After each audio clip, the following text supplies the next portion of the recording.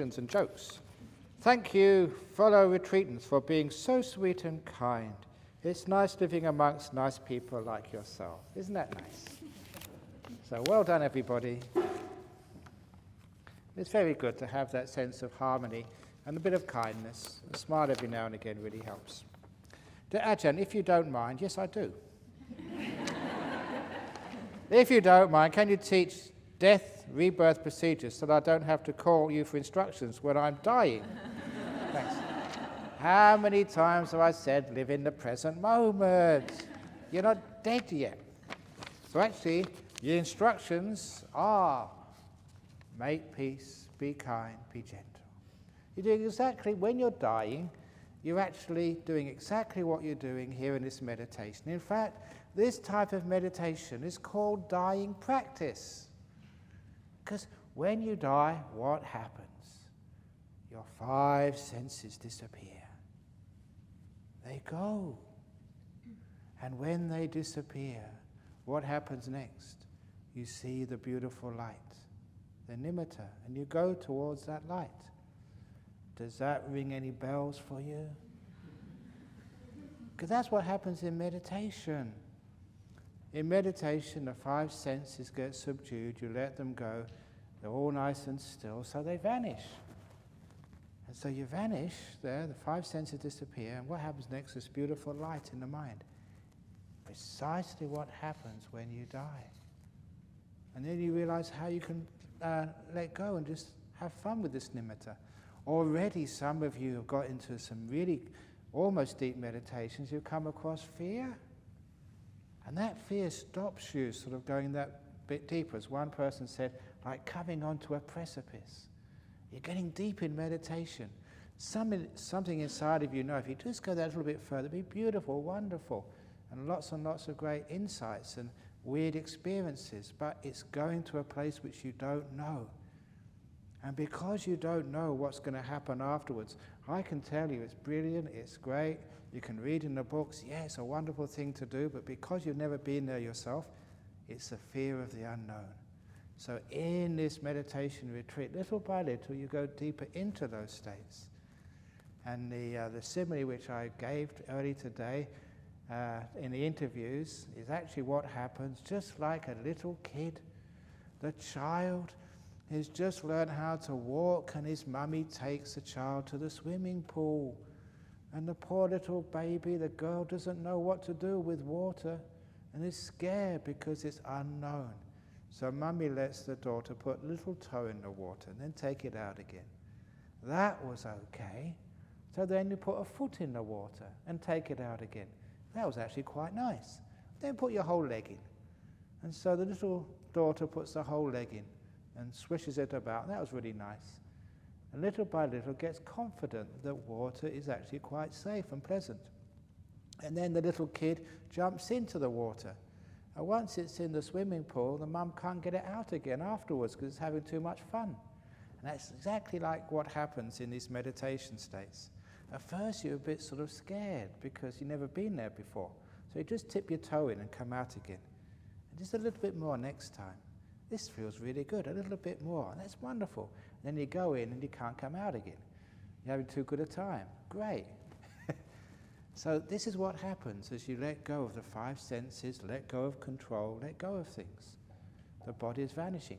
And if you do that now, when you're still alive and healthy, when you know you can come back again easy, when you actually die, it's so easy to do. You've been training, you know how to let go of the 5 senses.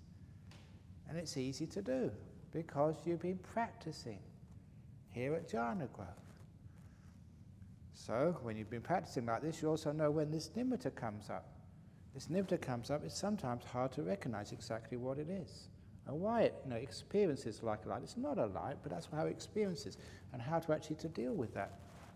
And you're doing that right now in this meditation retreat, so when you actually do die, and when that really happens, you're way ahead of other people.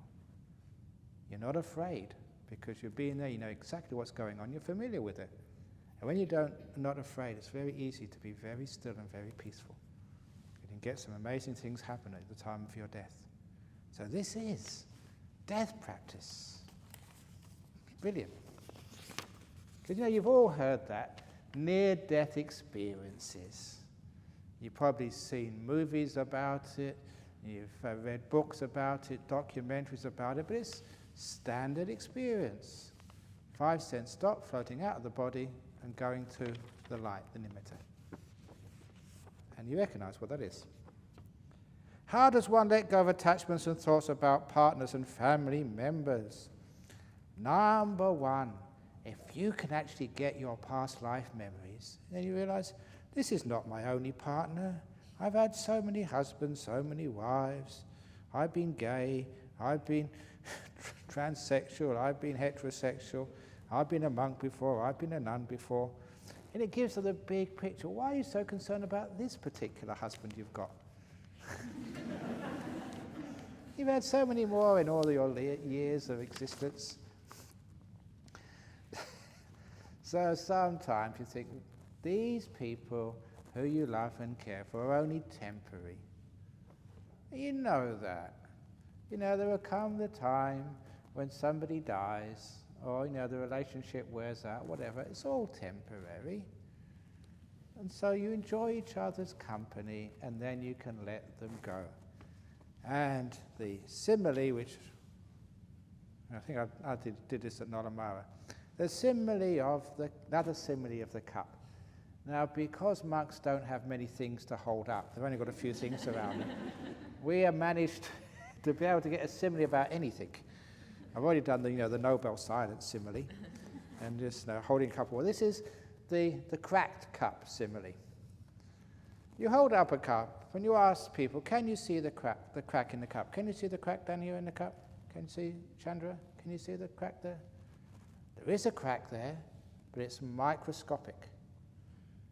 By which we mean that one day someone's going to drop this cup or kick it, hit it, and that crack is going to open up and it's going to shatter. It's going to die and not be able to use it anymore. If this cup was plastic, you could drop it, you could kick it, it didn't matter, because it would be unbreakable. But because it's fragile, it's got a microscopic crack in it, which one day will open up. Because it's fragile and subject to breaking up, that is why we must care for it. Just like you, you're all cracked. One day that crack will open up and you'll die. You're fragile, subject to breaking up, subject to death. Because of that, that's why you must care. If you were going to live forever, there'd be no reason to care. If your relationship was going to go on for eternity, why care? It's just plastic. You can kick it, drop it, and it'll always be there. Because it's fragile, that is why we care.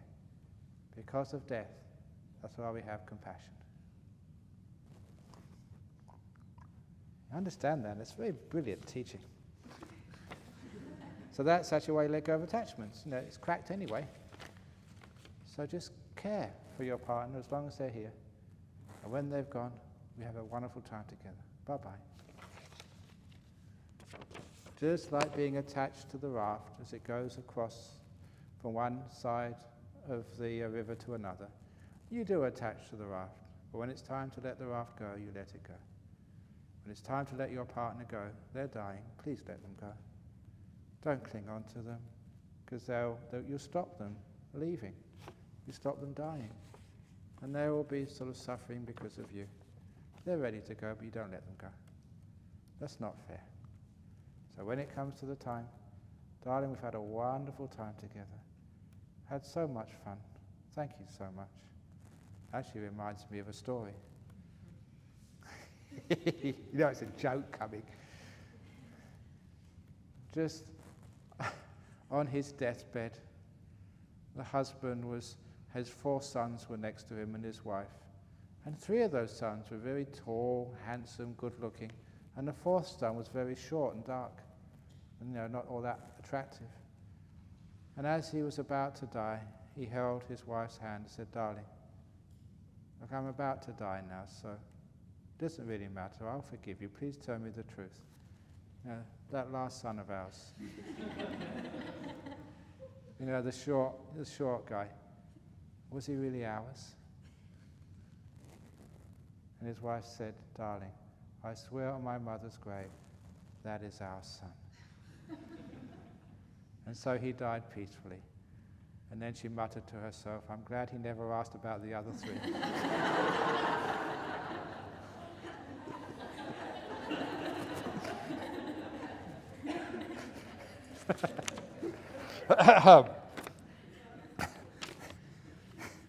So you've got to let go of attachments when people die. Dear Ajahn, someone were chatting to one another and talking over cell phone. They may not realize that they can be heard miles away, which is really distracting to others. Anything to say to them? To say to you, you're disturbing the cell phone. You're disturbing the noise. So look, the point is that eventually somebody talks in a retreat. The alternative is like to have these guards patrolling. And do you really want that in this retreat? Now, if people make mistakes, that's their problem. But it is true that if you have to say anything, if you have to use a cell phone, I think just go away and do it very, very quietly, just out of respect to other people. But if you do hear things, it may have been we had some Telstra people coming today, because when that lightning storm, it really zapped the whole telephone line. So it's fried all the way up to the top. So it could have been them talking, it could have been other people talking. So sometimes we've got to run this centre. It could have been Dania sort of arranging things, or Bianca. So there is still business which the caretakers have to do. So who knows? It could have been something very important, somebody's mother dying, or something really, really important, like checking the stock market. Let it go. Life is good, and even when life is bad, it's good. Very good. Life is good, but death is better. Is it? I don't know. Dear Ajahn, no, it's not an essay. Does a being enter a baby embryo at conception, i.e. when the sperm enters the egg, or during the gestation period, or at birth, or any time at all? Is this changeable? That is, usually it can enter only when that little thing is viable. Otherwise it enters. Imagine entering a sperm. There's a couple of million of them. How do you know it got the right one? You're going to get an egg. Go in the egg is much better, but even that might not get sort of fertilized, so you've got a dud. So it's very... So usually, then this is actually just how you experience it. Okay, you're looking for a new life, and you get drawn. This is like most people describe it. They get drawn to a particular woman who is basically pregnant. They got a fetus or an embryo growing in their womb there. So it's already attached. It's always already growing in there. Basically, there's a room for rent, in the hotel, and a vacant room. Sometimes they may have a little sign coming up, to let. And so you get attracted there if it's the right karma. And so it's usually just when there's something actually growing in, and not at the time of conception, not just straight afterwards, but quite a while later on. And I think Dr. Ian Stevenson, he actually just collected anecdotal evidence, people who could remember their past lives, and pretty strong evidence that yes, that was a past life, and it was true, their recollection was accurate, and they could not have gained that information from any other source. So it was obvious that it was actually a real, valid past life they were remembering. And there were so many of them, and he actually started to see, the previous life and the new life, what was actually the space in between. And I think the shortest was only a few days. So a few days after a person died, then they actually were reborn. Not sort of going into the womb, but actually coming out of the mother's womb. So they must have entered a pretty well-developed fetus. Is it fetus or embryo? No, fetus, that's right, yeah, after the embryo. And we discussed that because it seems there was actually a real phenomenon. It really existed, that particular anecdote. So it could have been, there might have been another being in that sort of fetus for a while, and it just sort of died, and the other one just managed to get in there. But it was actually just a couple of days before birth it entered the womb. And that's actually quite weird, but it seems to be that that has happened. But usually just quite a few months before, up to 6 months, according it says by the Buddha. So it's quite a long time before it's being born. Part 2, if a being, a soul, we call it stream of consciousness, or these days I prefer streams of consciousnesses. It's a much nicer idea. If a being, a stream of consciousnesses, is karmically connected to its parents to be, can it influence the conception time? I get into their heads, encourage them to have more sex to speed up the process. That's an interesting concept. I think you stumped me on that one, I don't know. I think it's quite unlikely because usually it's, there's enough people sort of, who aren't keeping the precepts doing all that. So I think that they usually get into a family, a close family. Look, one of the really interesting anecdotes about past lives, and now Dennis Shepherd told me this because he's a hypnotist, a part-time hypnotist. Actually, he's quite good at it. He regresses people. And he went to a seminar in Sydney about a year or two ago. And one of the hypnotherapists over in Sydney told this incredible anecdote. It was a young girl with anorexia. And the doctor, the psychologist, psychiatrist was not able to treat her. She was getting worse. She was dying. And they took her to this therapist as a last resort, someone who could regress into their past lives to try and find the cause. And that hypnotherapy, whether you believe in it or not, there is strong evidence that it works. They do actually recover from whatever disease or whatever problem they have.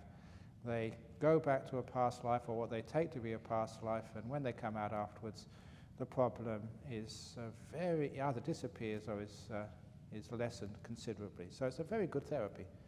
So they took her to this therapist, and this particular young girl was very easy to hypnotize, and they regressed her to her past life. And she remembered in a previous life that she was the younger of 2 sisters.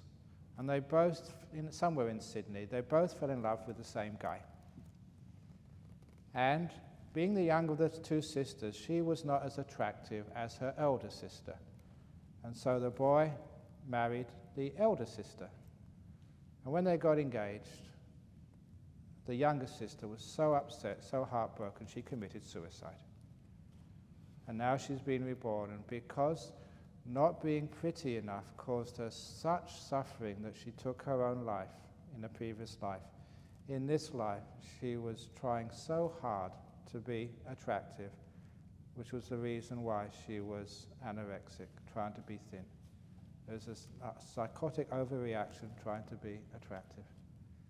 And that's actually a plausible explanation to her anorexia. But the weird part of this was as she was recounting her previous life, her mother, who was with her during the therapy session, she became hysterical. And the therapist had to look after the mother and calm her down. And what's up? And the mother, when she settled down, said, I was that sister. She never told her daughter what had happened to her auntie. She said, I had a sister. We both fell in love with the same guy, and that's my husband, her father. And my sister committed suicide. It's perfectly, exactly as it happened. And now my sister, because she couldn't actually marry that man, at least she's been reborn as his daughter. That's the attraction. And it's a very interesting case and very plausible of what happens from life to life. And of course, I think after that, they understood exactly what was going on in their lives, and they could actually get rid of that anorexia. So that's, there is such a thing as past lives. Anyway, Ajahn, in the Anguttara Nikaya, it says that most humans will end up in the woeful planes. It also says most devas and animals will end up in purgatory. It seems like samsara is one giant funnel pouring beings into hell. Can you elaborate, please?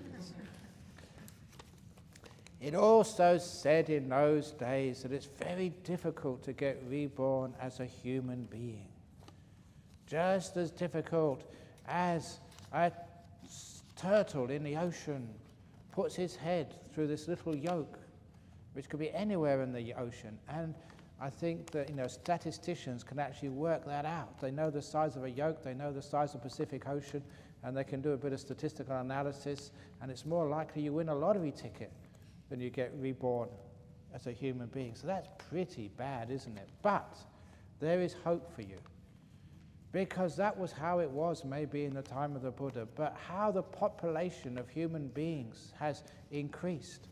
And because there's far more human beings and far more vacant wombs these days, it's much easier to get a room in the inn of humanity.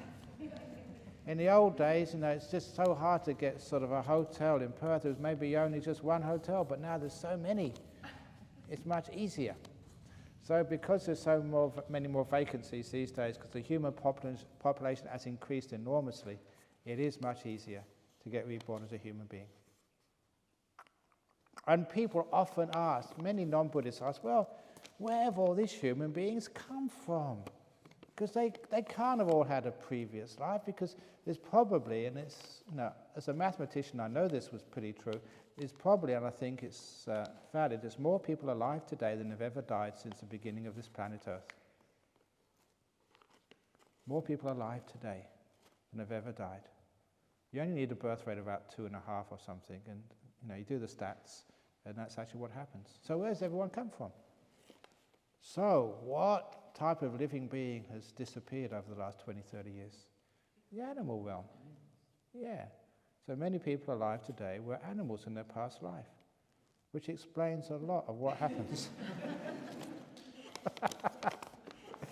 That's where most of the people have come from. So it's actually quite easy to get reborn as a human being right now, because there's so many human beings around. So, and it's also very true, because if you associate with being a human being, if that's who you think you are, what you identify with, you'll be attracted to the womb of another human being. That's where you think you belong. You've actually got a bit of a choice there. And that's why there's one person who came up to me once here in Perth and said, when they die, they want to be reborn as a dog. And I couldn't believe it. What do you want to be reborn as a dog for? They said, because then you don't have to go to work on a Monday morning. You can lie around all day, sleep however much you want, and you get fed very nice. Because dogs these days get really treated like princes. They don't eat dog food anymore. They eat steaks and chickens and goodness knows what else. And then I told him, well, yeah, but usually most dogs get sent to the vet to get monasticized. When I said that, this guy said, okay, I don't want to be a dog. He liked his sex. So, you've got a choice what you want to be. So you don't always go to hell. Last night's spider that looked like a crab is probably a tick. It could be that. There's lots of ticks around, but they're okay. They're Buddhist ticks. They just make you itch, that's all. We get heaps of ticks over the monastery. Ajahn, because that's actually where they come from, the kangaroos. They're kangaroo ticks. And because we're so friendly with the kangaroos, we pass ticks between each other. But over here, there's not that many kangaroos around, so you're pretty safe. Ajahn, can you elaborate on the significance of Uposatha days? Are these the 1st, 8th, 15th, and 23rd of each month? These are the moon days. In the days when you didn't have calendars and radios and TVs to tell you what the day was, you'd look at the moon. And you had the full moon, you had the dark moon, otherwise known as a new moon. I don't know why it's called a new moon, because it's pretty old, but it's dark moon. And you got the half moons. And the calendar is usually 29 days, is a lunar cycle, so 15 days and 14 days, full moon and new moon. and the half moon in between. And then we have the quarter days as well between those. So that became like the Sabbath, roughly the 7th day, but sometimes it was the 6th day, sometimes the 8th day. And 14 days and 15 days with the 29, I think it was a 29 and a half day lunar cycle. And that's where we get our Wesak from, the full moon day in May, but sometimes it's in June. This year it's going to be a real problem because in Thailand it's the 4th of June, in Sri Lanka the 3rd of May or something, I don't know, but it's a very lucky year for us. I said 2012, in Thailand it's 2555, that's the Buddhist year, and the word for 5 in Thai is ha, so it's 2 ha ha ha. It's a very, very happy year for everybody, and it's so happy that we've got 2 Waisaks this year, so you can actually do 2 Waisaks, one in May, one in June. Isn't that good fortune? Could a person in charge of the air conditioner please keep it on longer in the evenings, please? That's what it says. Premonition. Someone's really getting good samadhi. Somebody likes it on longer, somebody likes it on shorter, that's why you see somebody turning it on and then they walk up and turn it off, and then someone turns it on and turn it. So look, just let Dania are you going to be in charge of the aircon? Just whatever. I know that when we designed this retreat centre, what I really wanted is you can pull down your personal air conditioner. Have a little bubble, so if you like it cold, you can have it cold. If you like it hot, you can have it hot. So, but when there's no talks on, when we're not all here together, it's too hot in here, go to your room. Or if it's too hot in your room, come here where it's nice and cool. You can have like 3 of these walking meditation rooms. You can have 1 cold, 1 medium, and 1 hot. And you don't have to walk there, you can sit down there if you like. Anyway, I like this question.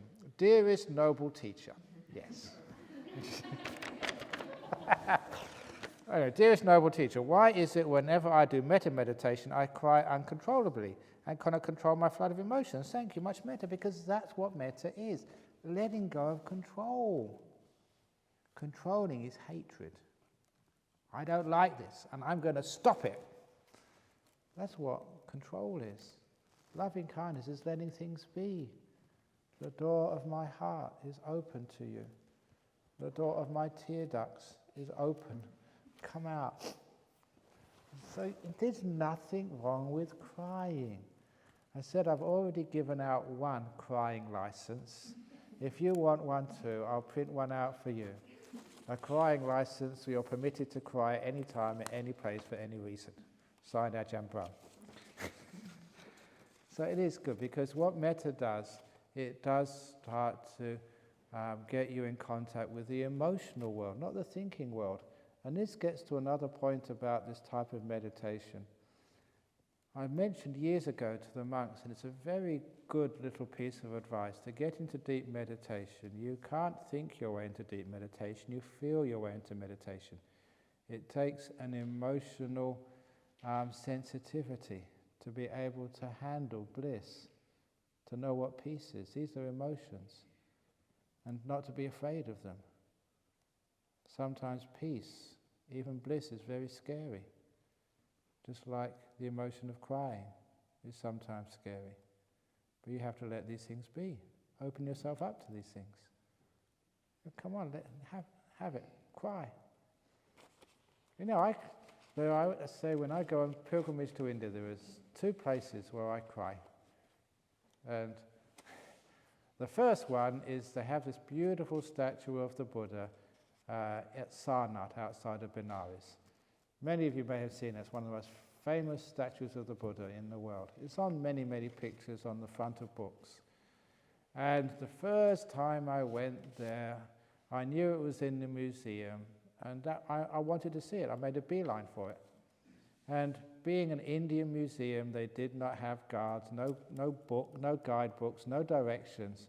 You just, someone paid the entrance fee and you're left to yourself to wander around. And I searched for it, searching here, searching there. And then I turned the corner and I saw it at the end of the corridor. Oh. It's such a beautiful statue. It's one of the most beautiful statues I've ever seen, if not the most beautiful statue. And it hit me emotionally. And then the next time I went there, took a pilgrimage, I knew exactly where it was.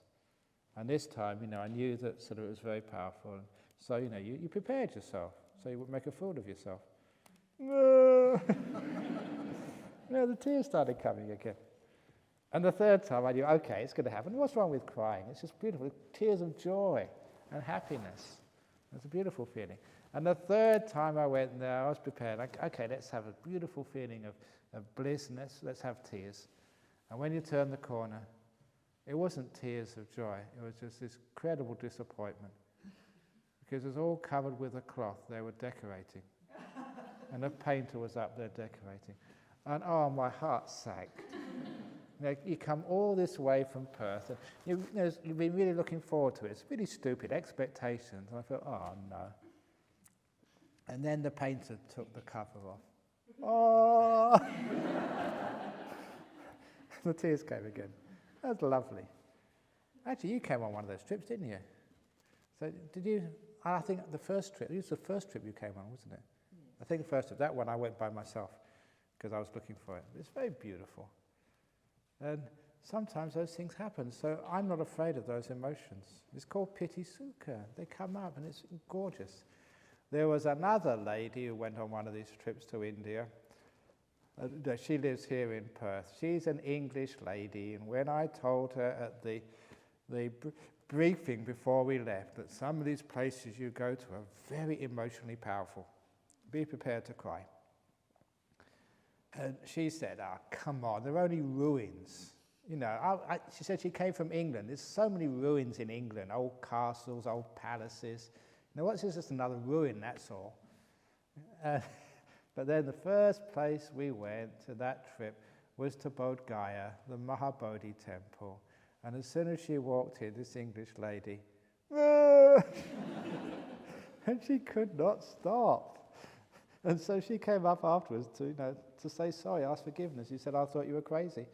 I thought it's only an old ruin, what you could cry for? But it just hit her so deep, and she wept. So, sometimes those places do have power. They really get up some strong emotions inside of you. You let it come. You're allowed to do that.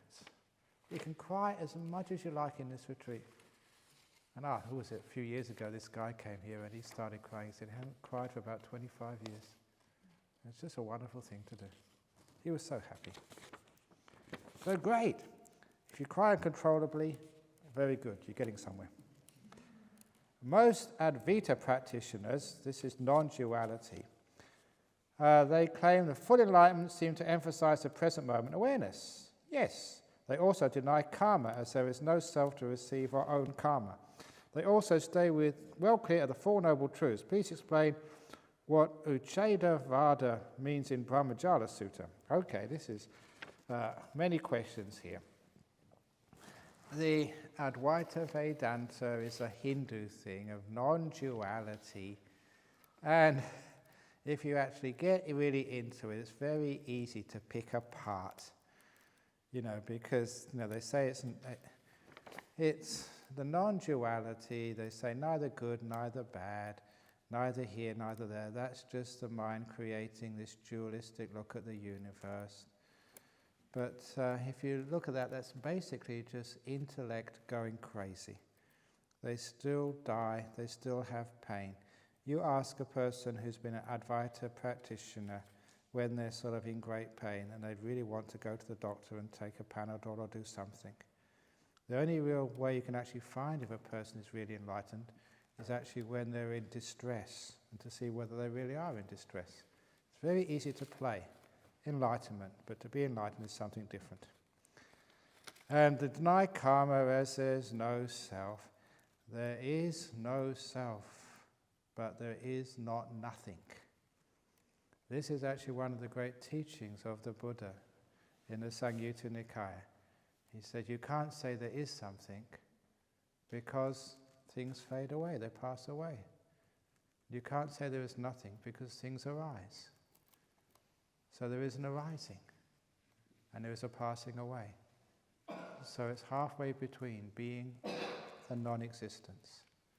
It's cause and effect, dependent origination. And that actually particular sutta became, Nagarjuna picked that up, for those of you who are scholars. And it was the beginning of the Majjhimaka of Mahayana. And a lot of times people say Majjhimaka of Mahayana was not really Mahayana at all, but was just reinstating Theravada. You can't say there is something, because it all disappears. You can't say there's nothing, because there's an arising. So this thing we call streams of consciousness. It's a process, not a thing. It's not nothing. There's something happening there. It arises and passes away, arises and passes away, arises and passes away, continuously.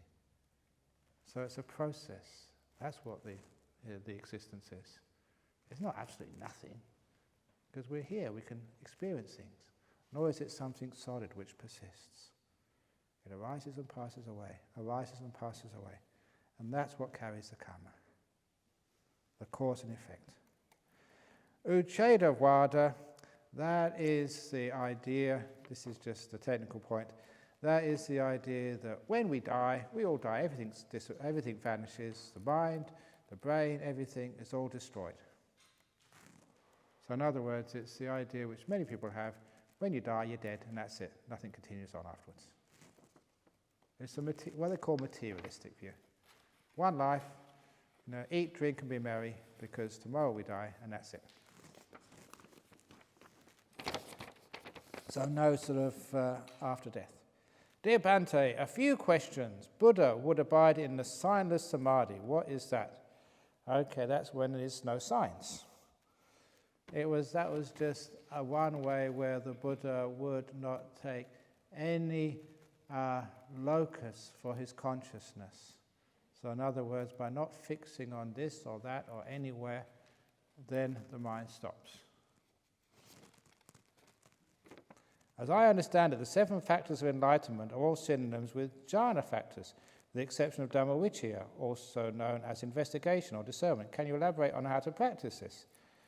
The 7 factors of enlightenment are not just all jhana factors, but they are based on viveka, viveka, viveka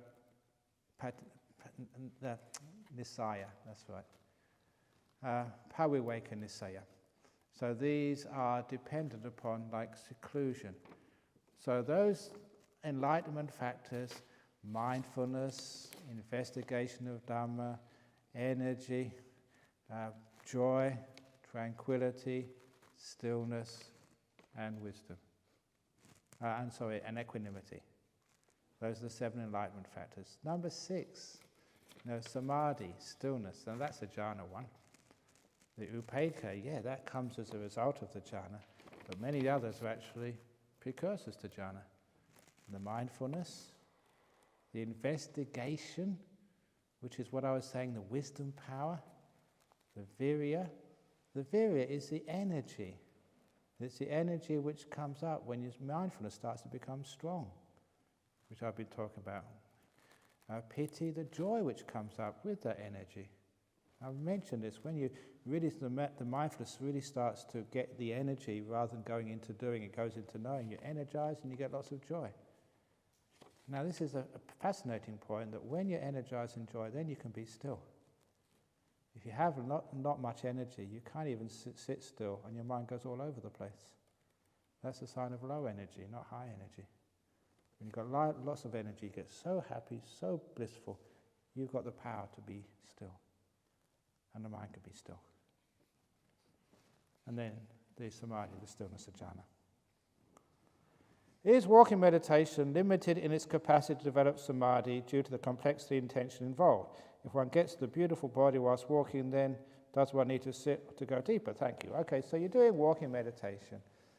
And the delightful walking meditation is when you're walking, first of all, just like the breath meditation, present moment awareness, silence, and then you feel the movement in your feet, and then the mind gets totally filled with the sensations of the moving in the feet. You can feel the very first sensation when say your right leg starts to lift off the carpet, and you can feel it as it moves upwards and moves forward, and all the thousands of sensations which go into just one step, and you're right there when it happens.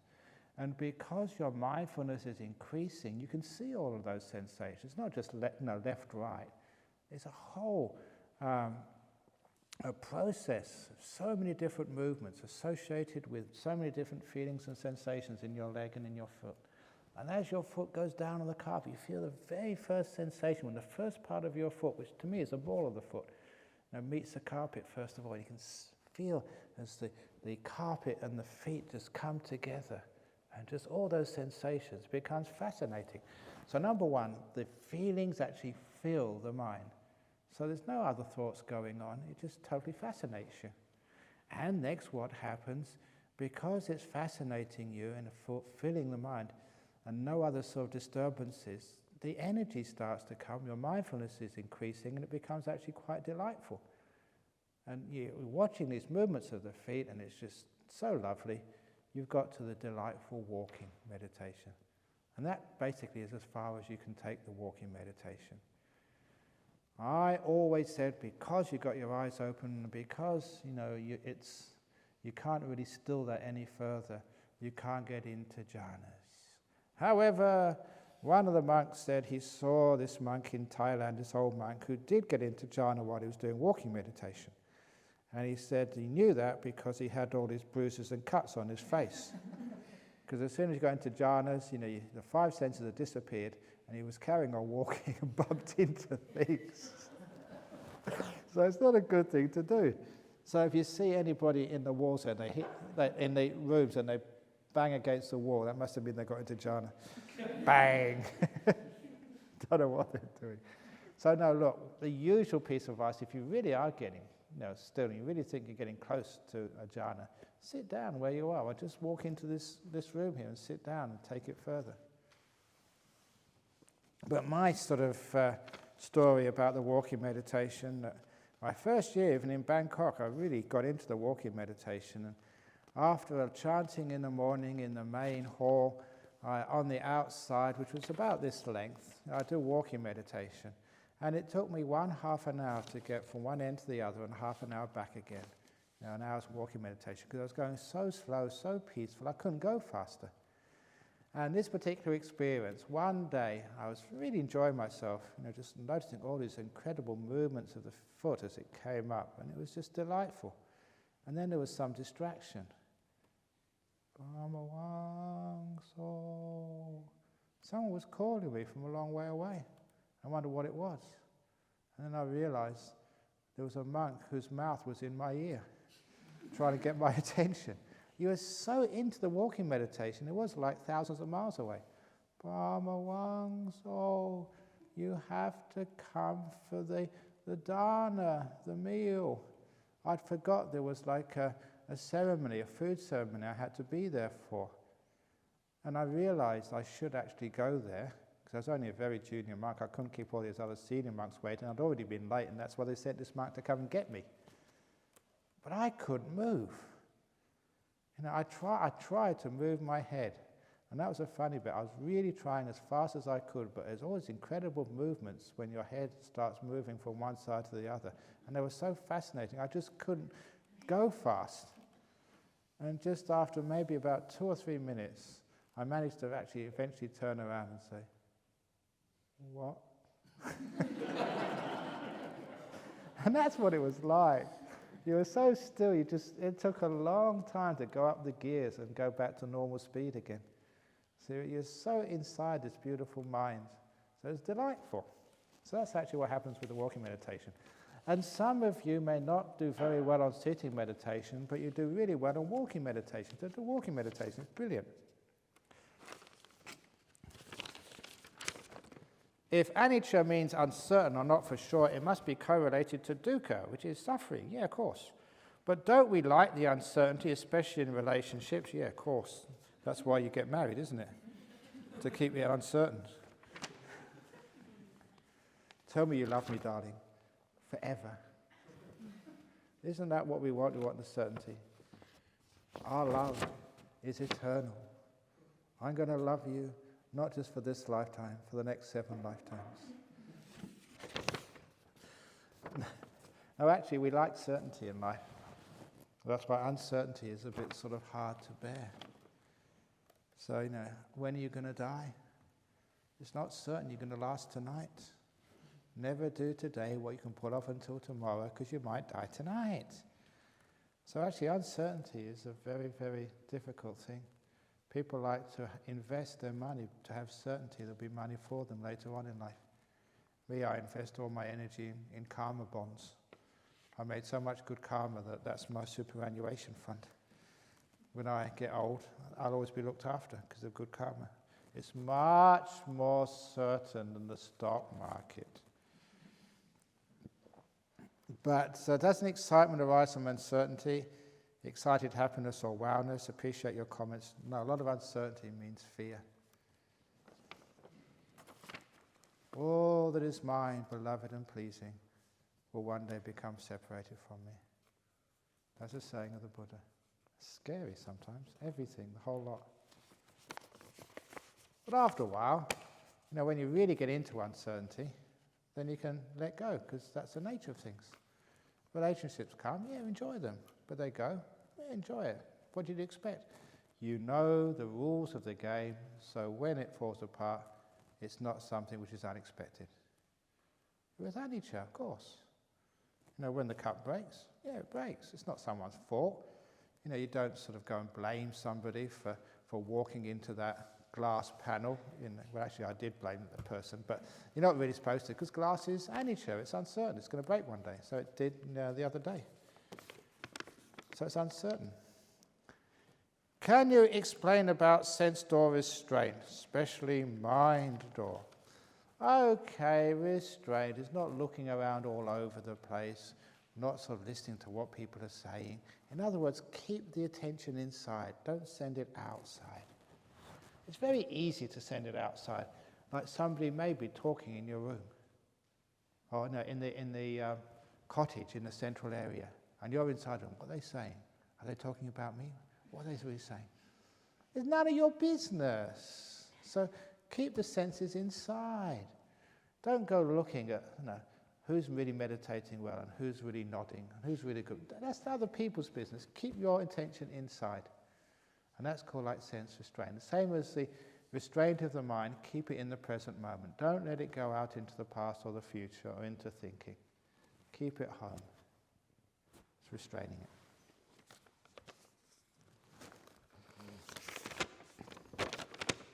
Ajahn, epiphany! You got a light bulb came up. The sex I have experienced at this point in my life has been a form of grasping. Oh, no, not groping.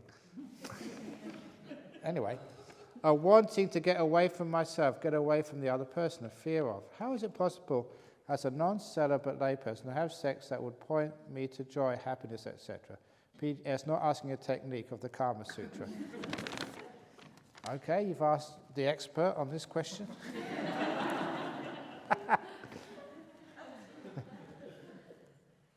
Okay, it's the same advice I give to people when they get married.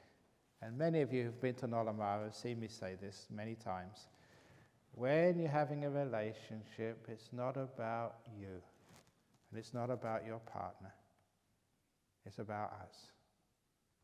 So any relationship, even like the sexual relationship, it should never be about you. It should never be about the person you're having sex with. It's about us. It's two becoming one. And usness.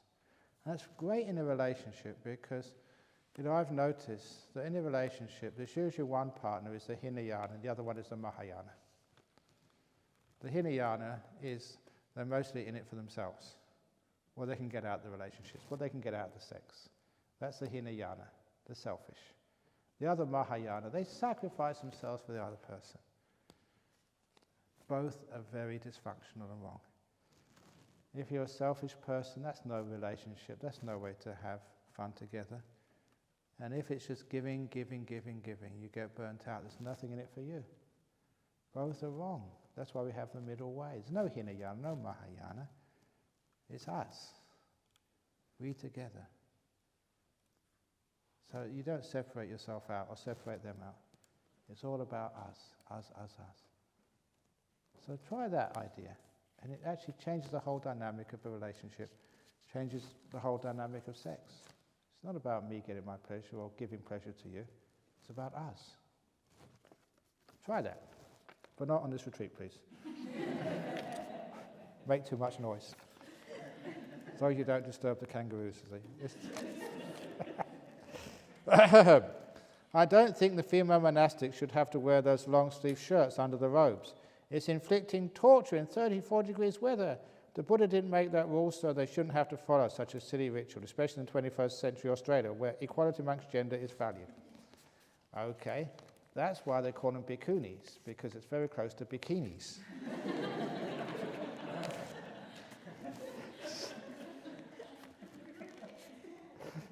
They're getting cold. I have to wear this big robe as well. So sometimes I think this is Australia, we should have a singlet and shorts for the monks. I've got thongs already. But no, we try and keep it cool, but because we're monastics, we've got that extra, we're so cool inside, that even you guys may be very hot, but we're so cool. So look at them. Have they sweated yet? Have you seen any bead of perspiration on them? So they're cool, they're okay. It's a difficult one because we've got uniforms, and this is like a uniform. Yeah. Wear my robe? No, because that would be very dangerous. So, we just wear the lower robes and the jacket. And I think the same with the nuns when you're doing your work. You don't wear this outside robe, it's just too floppy and dangerous. And some of the stuff I did. If you look at that big hall, somebody reminded me of this the other day, that big hall in Bodhinyana, that, the eaves, which is that wall which goes right up to a point, before there was any sort of rafters or wood on there, I had to lay a couple more bricks on the top corner. So I climbed up there, there was no scaffold, I got a ladder, climbed up on the edge, and climbed up there with bricks in one hand and a bucket of mortar on the other hand, right to the very top to lay the last bricks. Absolutely crazy stuff I did that day. It's good fun, that. If you'd have actually seen me there, you'd have got occupational health and safety and I'd have been in jail. Okay. Dear Venerable Ajahn Brahm, the word Sangha is sometimes used loosely in other traditions, where a group comes together to practice with or without a teacher. In Buddhism, it's a term exclusive to the renunciant, the laity only to be referred as the lay community. Thich Nhat Hanh once said, if one practices alone, it may help to consider the cushion or bell as friends, i.e. Sangha. Help clarify. Actually, the Sangha really should mean monks or nuns. That was how it was used in the time of the Buddha. For lay groups, it's called parisa. They use a different name in Pali. And that's sometimes really important because sometimes there's a sort of disrespect to the monastic tradition. As if, the lay community, they are Sangha as well, and they should be given alms, and they can walk in line and put food in their bowl. The reason why we're monastics, why we're Sangha, is because one of the things we're celibate. We don't have possessions. If you see a person in a robe with a bald head, and they've got lots of money and they're having sex, they're not a monk, they're not Sangha. So, the Sangha, there's a Sangha there because of these rules we follow. And if a lay community, if they're celibate and they don't have possessions at all, fine, they can call themselves Sangha. Because, being a monk, being part of the Sangha, there's responsibilities and duties to that. Thank you for the retreat. Ajahn, your kindness and attitude are contagious. I'm a monk with attitude. Would you like to tell us how the Buddha got awakened? He did breath meditation up to the jhanas and remembered past lives and made the breakthrough by understanding suffering. That's right. That's why I haven't got onto the insights yet. But an interesting take from the suttas is after you get the jhanas, remember your past lives. And the Buddha called that the first breaking of the chick out of the egg. The first crack in the egg when the chick is getting hatched. Remember your past lives. Why? Because that gives you the big picture of the situation we're in. Now, how can you really get insight into the meaning of life when you only think there's one life? When you see there's so many lives, that gives a totally different perspective on this thing called life. He said that is a powerful insight which is available for people, and to get that does really change your life. And that's what an insight is supposed to do. Totally spin you out and give you a totally different understanding of where you are and what you're doing. And that also gives you a very, very good handle on what the Buddha meant by suffering. Oh, we've got some more here. Why do you think gradual training seems slightly different in its presentation to the Eightfold Path? It's actually exactly the same as the Eightfold Path. It starts off with the sila. Actually, it starts off with a bit of faith in the Buddha's teachings. This is the gradual path, one way of describing the path to enlightenment. The gradual path starts off with you get faith in the Buddha's teachings, or faith in meditation, or faith in something to do with this path. And then that begins the start of your right view. And then you start to practice some sort of restraint. And to be able to do that, you do need this right intention. The second factor of the Eightfold Path, you know what right intention means? In brief, it means making peace, being kind, being gentle. That's where that comes from. That is a pretty accurate rendition of the second factor of the Eightfold Path. It's what you actually do, your intention. The thought, right thought it's sometimes called. And in the gradual training, you perfect the precepts, and then the gradual training, you do the jhanas, which is, the sati samadhi, the virya, not samadhi, samapadana, the right effort, the right mindfulness, the right stillness. But interestingly, for those of you who are getting into this, because people have been reading the books, which is good, if you look for the Eightfold Path in the Anguttara Nikaya, and you look for it in the eights, you don't see it there. It's not in the eights, it's in the tens. Because you have the Eightfold Path up to the right stillness, samadhi, the jhanas, and that's followed by the ninth and 10th factors, which are the wisdom parts, the insights. It's samayana, sama vimutti, right freedom, and sama vimutti yana. As a result of the samadhi, you get the wisdom, and you know you're enlightened. So that's actually where it comes. So it's actually exactly the same. The gradual training in the Eightfold Path. Just wondering why the Buddha chose to frame the Fourth Noble Truth of the Eightfold Path rather than the gradual training of the Seven Enlightenment Factors. Because that's the path. And the destination is the wisdom. So the gradual path actually includes the Eightfold Path and also the wisdom. Ooh. Without the doer, Ajahn Brahm, that's what it says down here, Brahm, how can we enjoy the non-doer's retreat at this lovely place? Non-doing is still doing on purpose. What do you reckon? We are still very lay and very much trapped in the daily chores that go around the clock. Can you please show us how to live out of the time frame which creates so much stress and pain in the mundane life? You are extraordinary. Thank you for help and being you. I'm not me. I'm someone else.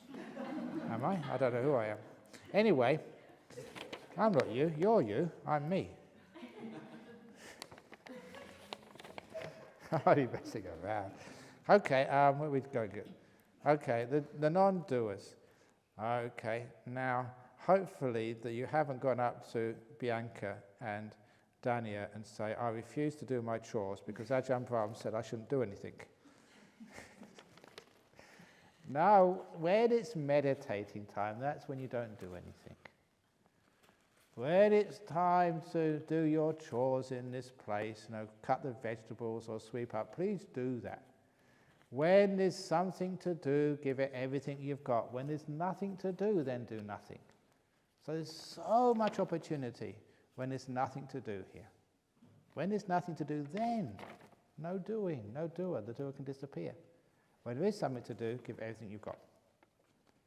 That was Ajahn Chah's little piece of advice to this guy from Sydney, who went to see him all the way from Sydney, just to see Ajahn Chah, all the way to Thailand, found the monastery, found Ajahn Chah, but was surrounded by so many people he couldn't even get close to ask his questions. He had all these questions about Buddhism and meditation.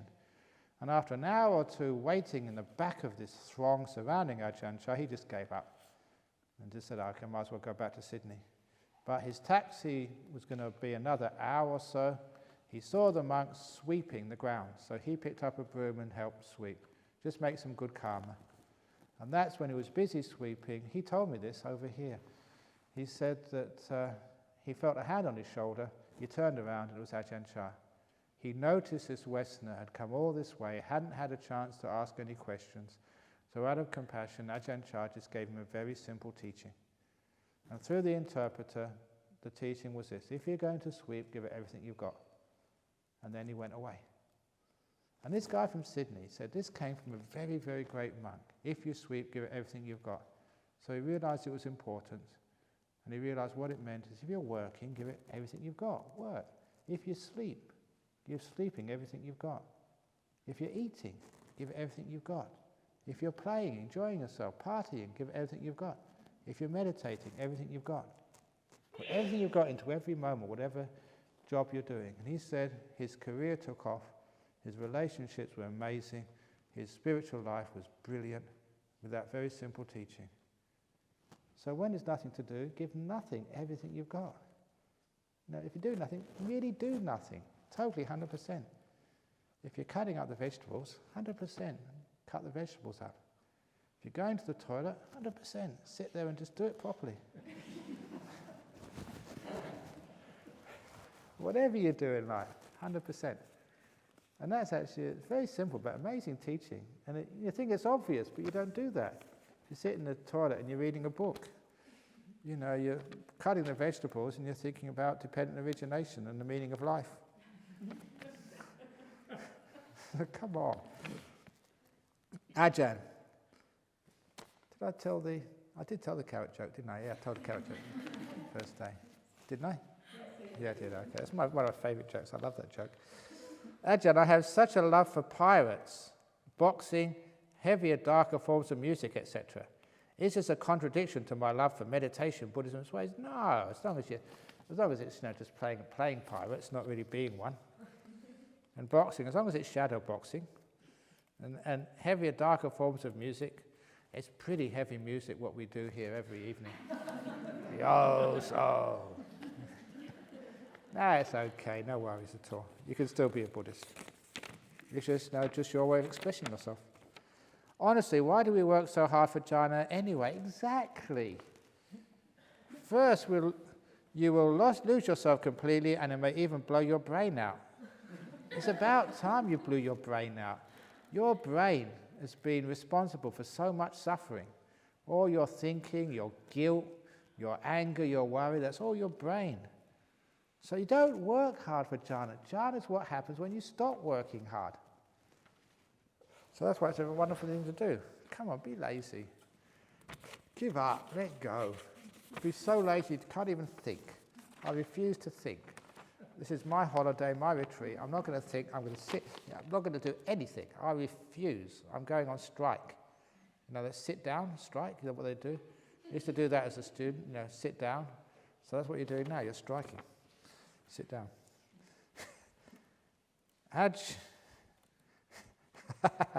Ajahn, please speed read this so no one will understand except you. No, I think it might be a private one. I'll read that later on. Can you get jhanas doing walking meditation? Yeah, I can, but you'll bump into the wall, so it's not a good idea. So far, my meditation has been quite disappointing. Excellent. All these other people are really proud up themselves. They're trying to get things, and you're the one who is just letting go and being peaceful. So you haven't achieved anything. Exactly, you're letting go of your pride and your wanting. Brilliant. But at least I have plenty of good sleep and good food. I guess that's good enough. Right on.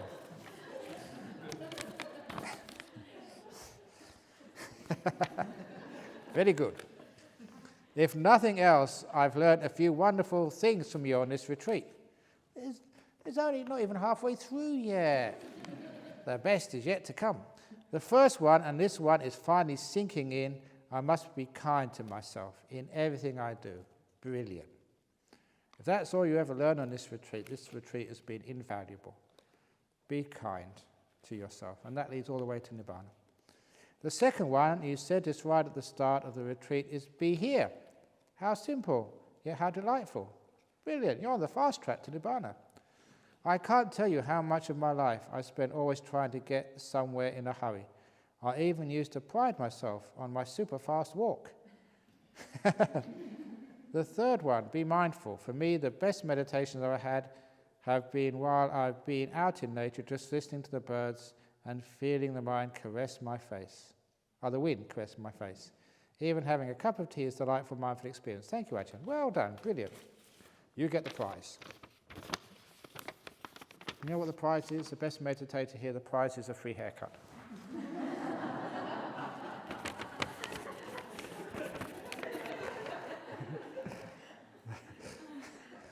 Lovely Ajahn Brahm. Where is the difference between restraint and control? Restraint is letting go.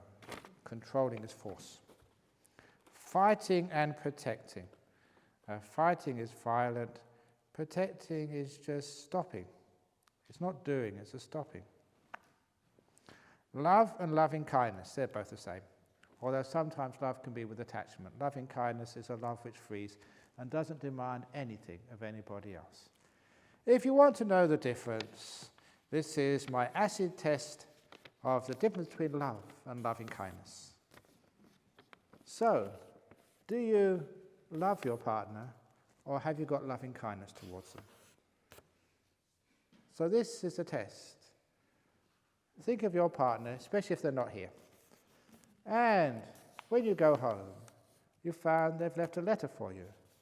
They've run off to Bali with your best friend for a beautiful, dirty, sexy weekend. How would you feel?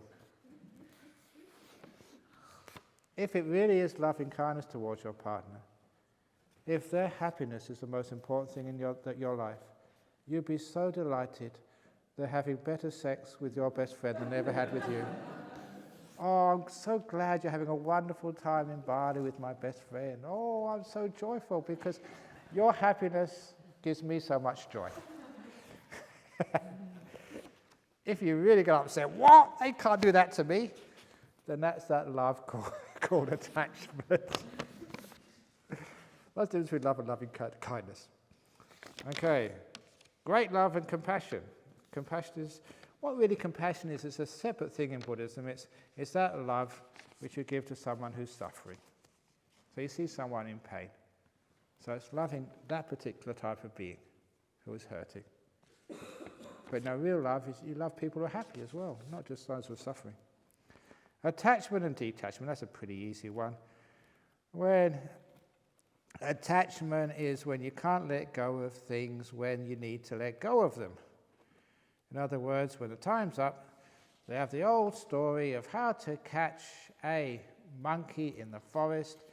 They get a coconut, hollow out the inside, and they leave a little hole in the coconut just big enough for a monkey to put its paw in. And they tie that coconut to a tree, and they put a banana inside the coconut. And they go home, and sure enough, sooner or later, a monkey finds that banana and puts their hand in to take the banana out. But the hole is only big enough to put a paw inside. It can't get the hand and the banana out at the same time. And so the monkey is trying to get the banana out, but just can't do it. The hole's not big enough. And then the hunter comes, and the monkey sees the hunter coming, but it won't let the banana go and run away. There's plenty of other bananas in the forest, but it won't, because that's my banana, and I found it, and it will not let it go, and that's how they catch the monkey. And so often it's like that, you see. And I've never actually been in an emergency on the aircraft, but they always say that if there's an emergency, leave your personal belongings on the plane and get out as soon as possible. Do people do that? No. No, the aircraft is blowing up, and they go up there and get this and get that out and clog the old arse. Why? Because it's my gift, it's my things, even though it kills them. So that's attachment. It kills you. Buddhahood and Nirvana, pretty much the same. How to let go and of what? let go of writing questions. There's too much questions there. Keep them simple, for goodness sake. You let go of everything. You let go of the thing trying to let go. That's what you should let go of. That's very profound, isn't it? That shuts you up. You let go of the thing writing the questions. Dear Ajahn, sometimes meditation just feels like really hard work. That's because you do second Noble Truth meditation. Try third. It's easy. Does it get easier, and should I just push through the discomfort? No, don't push through the discomfort. Stand back. If it's really hard work, that's doing second Noble Truth meditation. You're trying to get somewhere. You want something. You've got a goal you're trying to reach. You're not really being here. You're trying to get somewhere. So just be here. And then it's not pushing through the discomfort, it's just being here. And the discomfort disappears. Dear Ajahn, I have never heard so many contradictory statements make so much sense.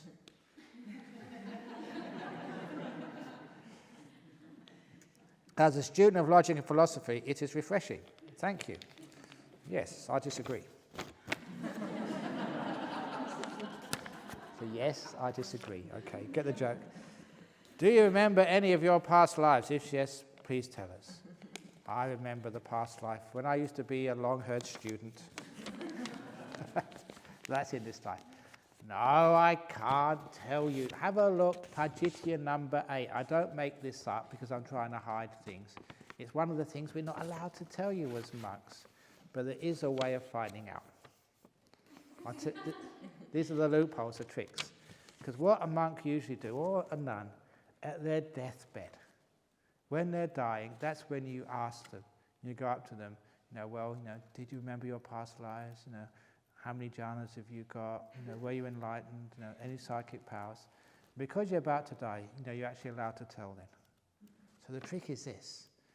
You put some sort of, there's lots of doctors here, put some sort of drug in the tea or the food until I'm almost out. And they go and say, okay, Ajahn Brahm, remember your past lives? And say, okay, I'm about to die, this is what I was and this is what happens. And then once you've got it all out of me, you say, ha ha ha, you're not really dying after all.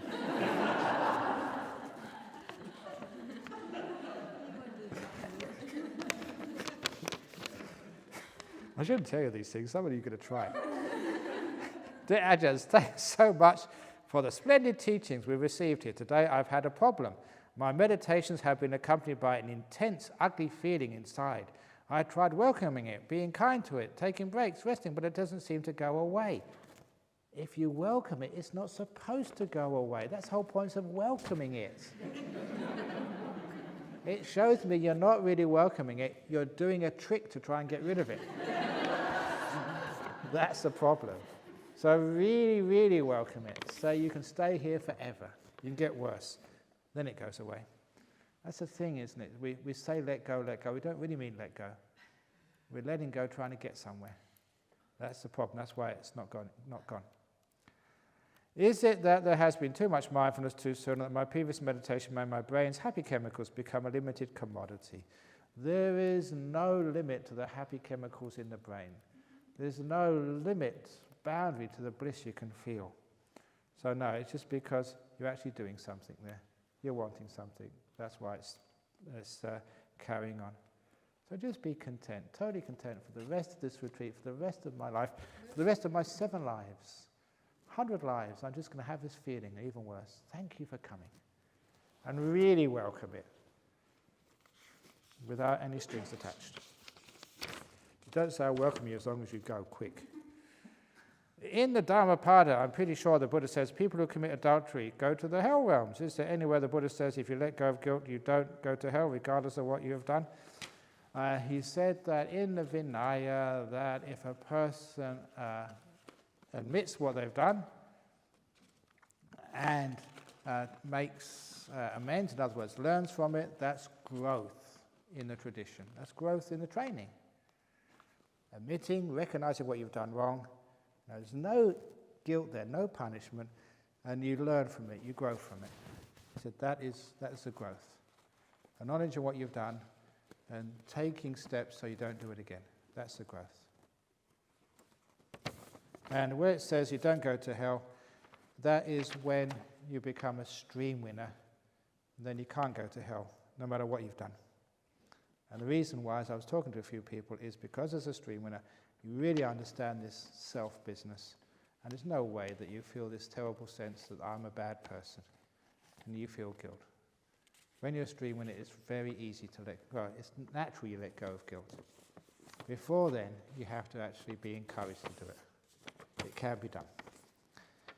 Could you extend a little on intuition? Does this come from knowing? I value myself as a rather intuitive person, but find myself often putting intuition aside and instead going through an arduous task of reasoning with logic.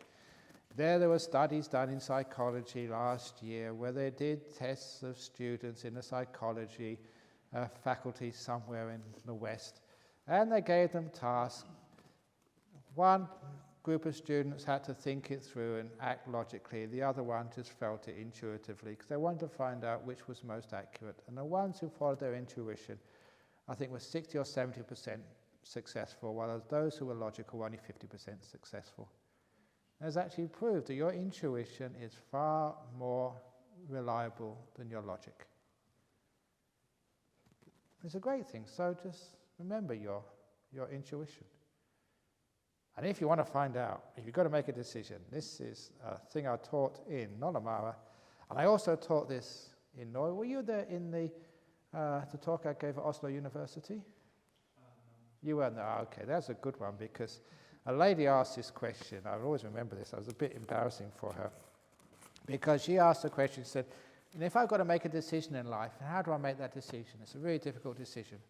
So I said, well, suppose you're trying to decide whether to marry your boyfriend or not. And then her jaw dropped. She put her hands to her face. Oh no, Ajahn Brahm has guessed what I was thinking about. That's what I was thinking. And her boyfriend was sitting next to her. She was so embarrassed, and everybody realized what had happened. They burst out laughing, that poor girl. So be careful what questions you ask a monk. Sometimes they pick up what you're really thinking and embarrass the hell out of you. So I told her, if you have a difficult decision to make, toss a coin. But it's much more interesting than that. Heads, I marry him. Tails, I don't. So that's what you say. And you toss the coin, and it comes up heads. How do you react? If you think, maybe I'll try 2 out of 3. Then that means intuitively you don't want to marry him. If it comes up heads, you think, yeah, that means yes, you did want to. Tossing the coin is not to make the decision for you, but to reveal your intuition, what you really want to do. That's a brilliant sort of exercise. So you've got a decision, change the job, go here, go there, toss a coin, and see what the reaction is when it comes up. That reveals your intuition. And follow it. I've heard that doing metta meditation alone cannot take one all the way to full enlightenment, because metta meditation only brings calm, not insight. But given your story of Metta the dog also making it to the top of Mount Meditation, can you explain how insights are generated while doing metta meditation? My hypothesis, developing unconditional love for all beings helps erode the sense of self, i.e. me being different and separate from other beings. Does this count as insight into anatta? Thank you. With metta, it does lead all the way. It said that in the sutras. You can do the metta or karuna, the compassion, mudita, sympathetic joy, equanimity. You can get into the liberations of the mind through those. And that's in the Attanagara Sutta. It says that that's one of the ways to get full enlightenment. And that's there said by the Buddha. That's actually said by Ananda, but they was asking, what did the Buddha say is the way to get enlightened? And that's one of the 11 ways through those things like metta meditation. And what happens when metta gives you the jhana? The jhana gives you the great insights, which I'll talk about later on, and you become enlightened as a result. So yeah, you can go all the way through metta. No worries. How does one meditate on a problem? I.e., you want to know what to do about something, and you must have therefore thought about the situation and what the right intent is for you before you approach the scenario or person. Thoughts, please. What you do, you put all the material in your brain, so you get as much information as you want. Then you stop thinking about it, and you just let the mind process it, and that's what meditation can do. I remember Wani Nut, Ron, ex-partner. She came on a retreat years ago. She was an executive in the social services department, a leading social worker. And she told me she came late because she had to tie up many loose ends and she didn't finish tying them all up. And she had some very important decisions to make when she went back to work after the retreat. But she was a good meditator. She totally forgot everything and just meditated. And after 4 or 5 days, she came to me, interviewed. She said, "It's amazing. I was just getting very, very peaceful. All these ideas came up, these solutions to those problems. And they're brilliant solutions. And I could never think those through. They just arose out of the silence. And that's a brilliant way of solving problems in your life. You put them into the brain, so you get all the information, as much information as you can, and then totally stop it, meditate, have a really nice peaceful time, and then the answers will come up, and they're incredibly brilliant answers. So that's what she did, and that's what I asked you to do. Now, you've already got the information inside, you've already programmed it in. The hard thing is to stop thinking about it and let it be, so the mind can see intuitive ways of dealing with the problems. You mentioned this morning malaria as an occupational hazard for monks. I have had Ross River virus now for almost a year. I got it in King's Park in Perth. Visitors beware. I have had a lot of trouble loving this illness as it has landed me in bed and in pain and unable to move for many days of this year. On this retreat I have spent 2 whole days in bed, barely able to get out for lunch and talks. I'm trying to tell myself, oh, how lovely and comfortable it is to be tired all the time and such, but I'm getting so frustrated. Please help. Okay, many of those diseases in the body, they do respond to meditation. Now, when I had scrub typhus, I was laying down for about 3 or 4 weeks in the bed in northeast Thailand. And this was the time when they had wards, not just individual beds. There's about 7 beds on each, if I remember correctly, in the monks' ward of Ubon Hospital, and that was really a backwater. That's 1974 or 75, I think. Really a backwater. When I went in there, they put a drip in me, put me in the bed, and I noticed about 6 o'clock the nurse's station was vacated. 8 o'clock, the night nurse hadn't arrived yet, so I asked one of the monks, what should we do? Should we tell someone the night nurse hasn't arrived? And the monk said, what do you mean night nurse? There is no night nurse. We only get a nurse during the day sometimes. So if something happens in the middle of the night, unfortunately that's just bad karma. I don't want to be here, I want to be in a proper hospital. And the lucky monks were the ones who had the beds at the end of the ward, close to the toilet.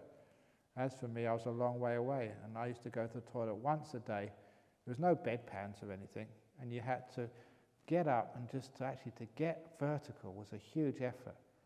And you just lunge, literally just fall onto the next bed, pick yourself up, and move along to the toilet.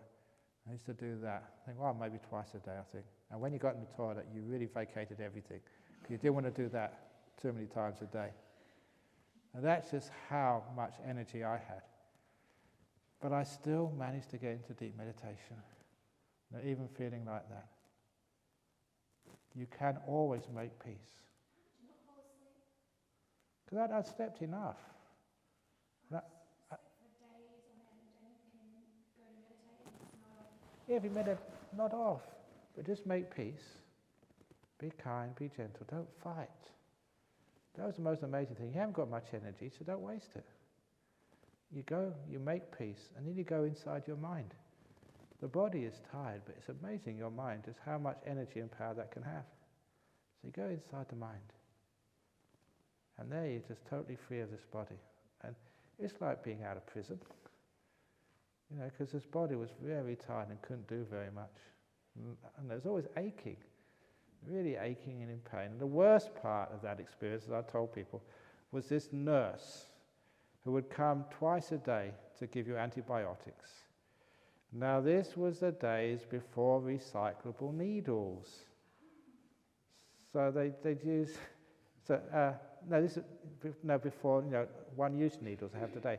Those needles were recycled, if you remember those old days. They used to boil them up, try and disinfect them and use them many, many times. Now remember, Thailand in 1974 was a third world country. So they didn't have much money, and I was pretty sure this was the case. They'd use the needles in Bangkok first of all, then send them to the provinces, recycling them. And then they'd be used over in the ordinary people, and the last of all were the monks, with the tough guys. And that's what it felt like, because the nurse, no exaggeration, she was built like a water buffalo. And she had to be, because they never injected, they took the thing and they stabbed it inside your bottom. And just my bum was so sore. It's like being caned by somebody. It really hurt. And with all the compassion in the world, and I had trained in compassion, I hated that nurse. It was really awful. Anyway, but you can still, with the sore bottom and a sort of a body which is just so weak, you manage to say, I'm going to just make peace, be kind, be gentle. Totally in this moment. No sort of words, just be still. Just the body vanished, you went straight inside. And that was just so much, that was actually bliss. And knowing what it's like to have that bliss, and that was just so wonderful to get out of this body for an hour or so and just really bliss out. Because one of the rotten things with a sickness, it just goes on and on and on and on and on. You just get a break for a little while and it feels so much better. And then you can take more sort of. So try it, it does work. Was it Jung who said that we create the world around us with projections from our minds? I don't know if it was, I wasn't there at the time, but it's a good thing he said. So is Mara the ultimate movie maker? Yep, him and Steven Spielberg. Who else is good movie makers? But anyway, yes, so Mara is does make movies inside the head. Is this what you meant when you said we have no control, we just imagine that we do when we try to control things? I'll mention more about controlling later on when I give some talks on insight, and especially the nature of the will, to uncover what is this will, who actually is in control. All will be revealed in a day or two. If insight into dukkha equates to insight into anicca and anatta as well, could the Four Noble Truths be framed in terms of anatta or anicca instead of dukkha? I am unsure of how the three marks of existence relate to the Four Noble Truths. Please explain. Okay, how can you do that? You have the origin, the fact there is such a thing as dukkha. There is such a thing as anicca. And what's the origin of anicca? Craving. Craving makes things change. No craving, and things become still, and nothing moves. Letting go of craving is a way to stop anicca. And how do you do that? The Eightfold Path. That works. Anatta, non-self. There is such a thing as non-self. What creates the self? Craving creates the self. Let go of craving, and your sense of self vanishes. And what's the way to let go of the self? Eightfold Path. Yeah, it works. Easy. Ajahn, awareness has come to me during walking meditation. Hallelujah.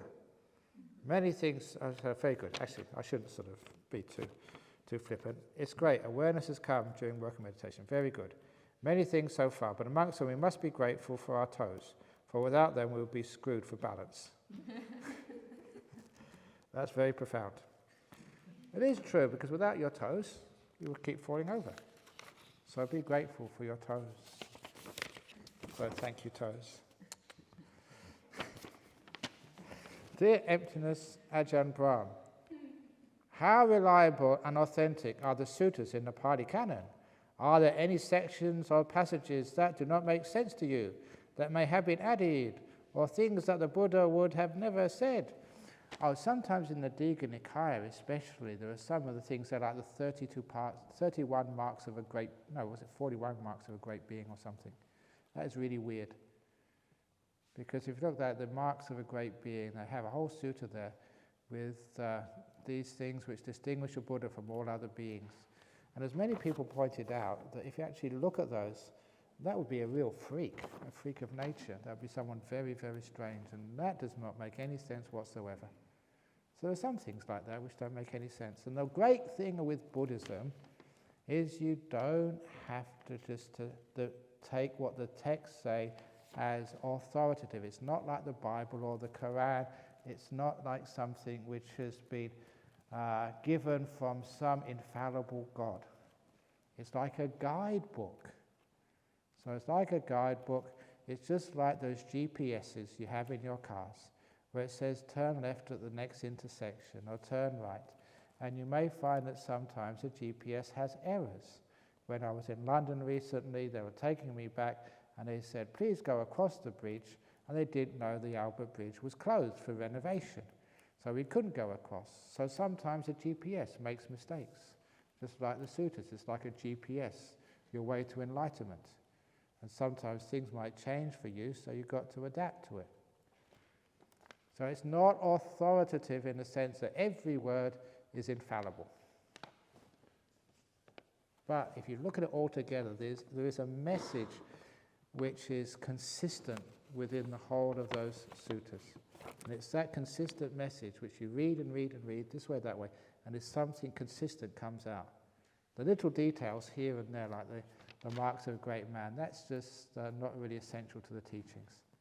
So that one you can discard. It's 9:30, so there's too many questions. I've got most of them here.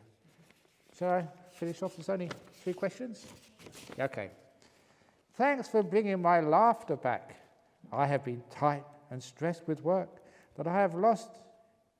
I have been tight and stressed with work that I have lost in the controlling world. After I let go past few days, I'm able to laugh again. I believed I have caused pain and suffering to my family. Now I need to continue letting go until I am back to normal again. I don't have a solution for my future, but I'll be back for the future retreats. See you all.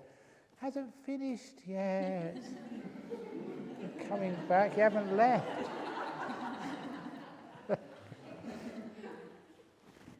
But it's very, very good to laugh, because remember, this is the Jhana. And what happens when you become enlightened? What's an enlightened being called? Arahat. That's what they call enlightenment. So laugh a lot, it's very good for you. Can you please explain how to practice? It's really boring in some religions, wasn't it? Because it's one of the reasons why I turned against Christianity, because there was no laughter in there. Went to these churches when I was young, and they were really stone cold. There's so much stone in there, and even in the seats there was no cushions at all. And just, they were told to be really, really quiet. It was just so severe, and there was no love there. Inside those cold old churches. And you went to some of these Buddhist temples, and kids were messing around, running all over the place, and the monks were always fat and happy. And that was actually really quite encouraging. Can you please explain how to practice sense restraint? I did that one already. What does signs and features mean? Then the signs, for example, what's your favourite food? Can you imagine your favourite food right now? Now you're getting hungry, see? It's suffering. So the signs and the features, the taste of it, or the smell of it. So now there's certain particular parts of it which really get you excited. And see what happens, you can't have that food now. So it's suffering. So you have sense restraint, so you don't even think about it. Then you have a good time. And what's the difference between restraint and control? I did that one already. In the Karaniya Metta Sutta, a line whether standing or walking, seated or lying down, one should sustain this recollection. Does this mean recollecting thoughts of metta towards living beings? Yep. Or more generally, metta in whatever is the object of awareness in the present moment, even if it is not a living being, e.g. the breath of thoughts, etc. Now, first of all, most people say you only do metta towards living beings. But there's no reason why you can't have metta towards inanimate things as well. This is the story, it's a great little story this, of one of the Anagarikas who was staying at Bodhinyana about a year ago, and he was from Germany, and he told me this story, and he's an honest guy, he wouldn't make it up. When he went to college in Germany, the very first day on campus, he walked past an ATM machine, and it gurgled. That's what he said. It made this noise. And so, he being a sort of a weirdo, he thought that this machine was talking to him. So he said, hello back. And from that day on, that was his ATM machine, and he'd always be kind to it and say hello and good day and how you going. And he gave it metta every day, and when he passed it. And then some weeks later, he was having his lunch on a bench close to his ATM, and it gurgled again. And he looked around, and the 20-euro note came out. No one was anywhere near that ATM machine. And he couldn't believe this 20-euro note had come out. And he picked it up, and he waved down, does this belong to anybody? No one claimed it. It was his. That was the result of giving metta to an ATM machine. It actually was true. It worked. So if ever you're very short of cash, go today and say, nice ATM machine. I hope you're always happy and well, and no one ever swears at you or hits you. May you be protected from the rain and the sun, and may all of those technicians treat you with respect when they come and empty you and service you. You're a beautiful ATM machine. Now cough up.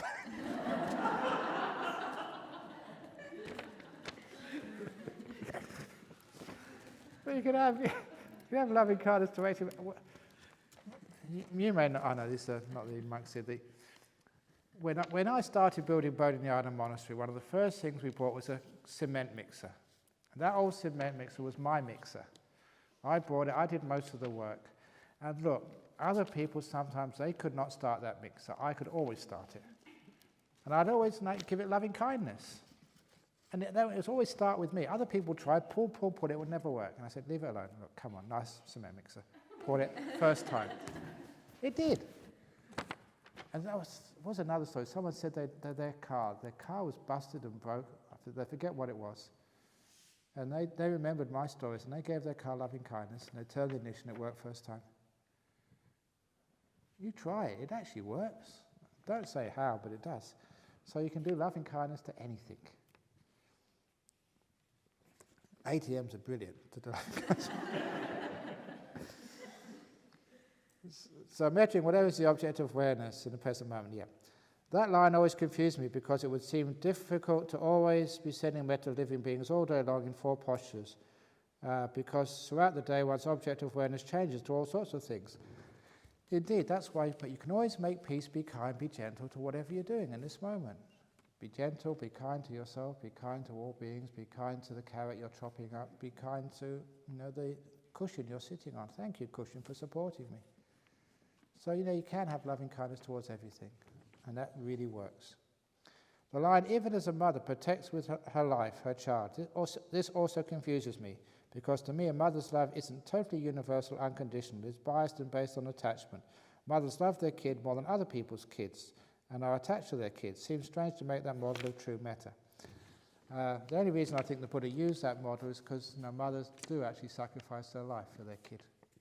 So that degree of loving kindness, to the point that you have so much kindness, you're willing to sacrifice everything for that kindness.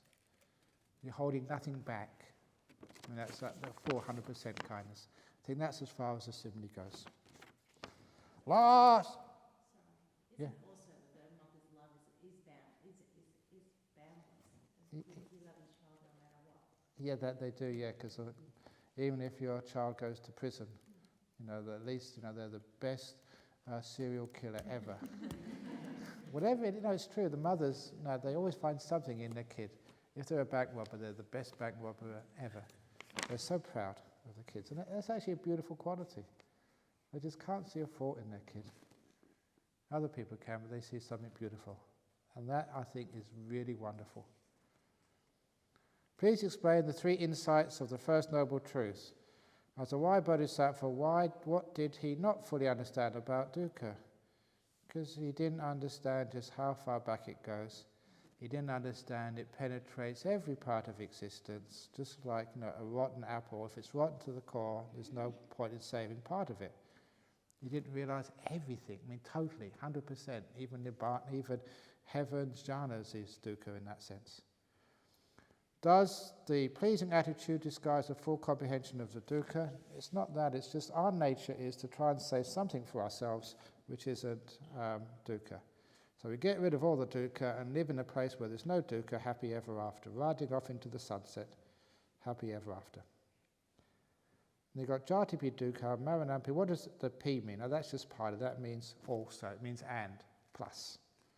The P, whoever wrote this question here, that's just a party question. The jatipi dukkha, maranampi dukkha means jati is dukkha and marana is dukkha and fading away vayadi or sickness is dukkha. What does nandi mean? Nandi means like rejoicing. How is it different from tanha? Tanha is craving, so you crave for something and when you get it, you rejoice in it. That's nandi. Whew. Oh, finish. At last. Very good. Very good. Very good. So it's 20 to 10. Is that too long? If it is, it's your fault. You ask too many questions. So please try, because it does get a bit long of an evening. So 1 question per person tomorrow. Okay? And by 1 question, I don't mean part A, part B, part C, part D. Give it to 1 question. So if you put a question in there and you think you want to ask another question, then take the first question out and replace it with a new question. Because otherwise it goes on very, very long. And anyway, you're supposed to be getting enlightened and peace. This thinking mind is supposed to be stopping. You're supposed to be silent where there are no questions. So see if you can make the mind peaceful and quiet. And if you have a question, just 1 question per person per day. And don't try and sort of, see if you can buy somebody else's opportunity. You can have your question please today. No bartering. So anyway, so have a very nice evening, a nice rest, nice meditate, whatever. So the 3 sadhus to end the night. Sadhu, sadhu, sadhu.